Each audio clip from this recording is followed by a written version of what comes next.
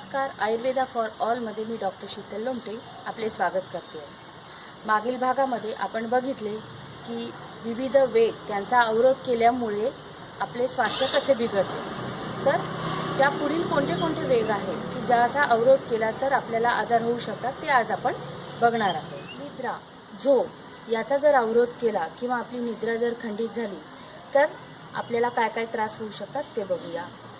निद्रा जर आपली पूर्ण नाही झाली किंवा त्याचा अवरोध केला तर गुंगी येणे, डोळे जड पडणे, आळस येणे, वारंवार जांभळी येणे, चक्कर येणे, अंग मोडून येणे हे आपल्याला आजार होतात किंवा हे त्रास होतात.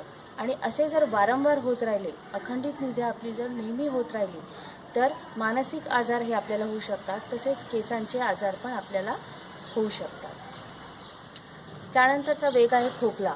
खोकल्याचा जर अवरोध केला तर खोकला हा अधिक वाढतो आणि आपल्याला श्वास लागणे, दम लागणे, तोंडाची चव जाणे, हृदयाचे आजार, उचकी हे आपल्याला लक्षणे निर्माण होतात.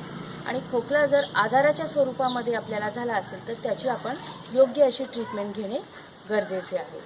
खोकल्याला जर असेच रोग होऊन वारंवार ठेवण्यात आलं तर त्याचे रूपांतर क्षयरोगामध्ये पण होऊ शकते.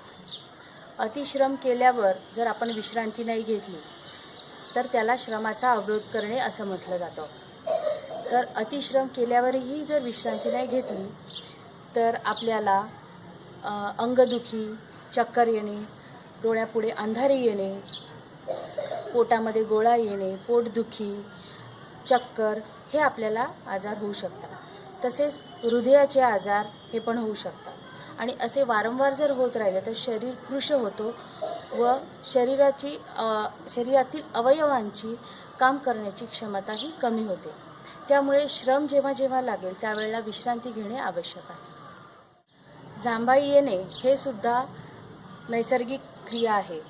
याचा जर अवरोध केला तर डोकेदुखी, मान जखडणे, नाक, कान, डोळे इत्यादी अवयवांमध्ये दुर्बलता निर्माण होणे, तसेच फेशियल पॅरालिसिस म्हणजे चेहऱ्याचा अर्धांगवायू हे होऊ शकतं.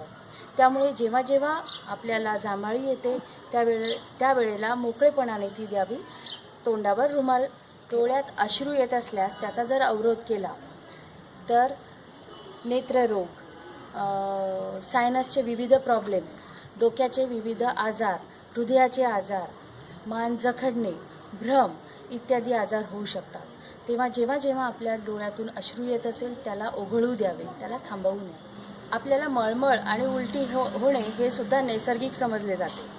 आणि या नैसर्गिक उलटीचा आपण जर अवरोध केला तर विविध त्वचा रोग होऊ शकतात. जसे कुष्ठरोग, त्वचेवर गांधी उठणे, लालसर चट्टे पडणे, शरीरावर सूज येणे, चेहऱ्यावर वांग येणे आणि तसेच अजून बरेचसे त्वचारोग उत्पन्न होऊ शकतात.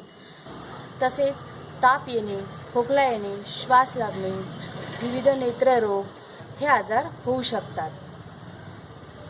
त्यामुळे जेव्हा जेव्हा आपल्याला उलटी होत असेल त्यावेळेला ती होऊ द्यावी.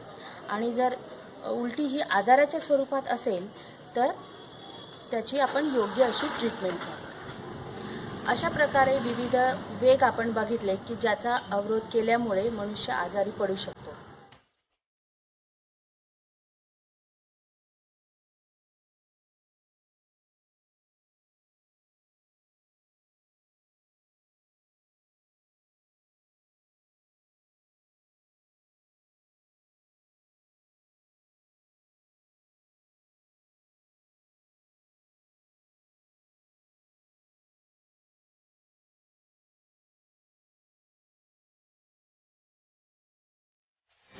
अशा प्रकारची आयुर्वेदिक माहिती आपल्याला हवी असल्यास माझ्या आयुर्वेदा फॉर ऑल या चॅनलला सबस्क्राईब करा.